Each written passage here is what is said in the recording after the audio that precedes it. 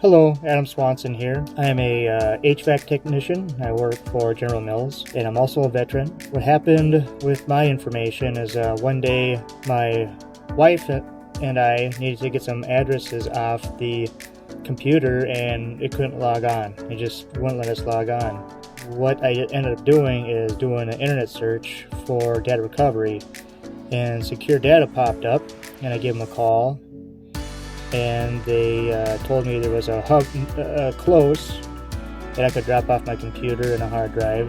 The information that I have on that computer is very important to me. Like I said, I'm a veteran. I'm a former Marine, and I have taken a lot of photos in our country, abroad. It brings back a lot of good memories. Not to mention, we do have a couple young children. We don't want to lose all those memories that we had throughout our time together. Other things that we've had on that computer are family recipes from my wife's grandmother, who has passed, and no one in the family no longer has those recipes. We couldn't afford to go without this information. It looks like they were able to recover about 99% of the information off my hard drive, and I greatly appreciate it. Thank you, Secure Data. Have a good day.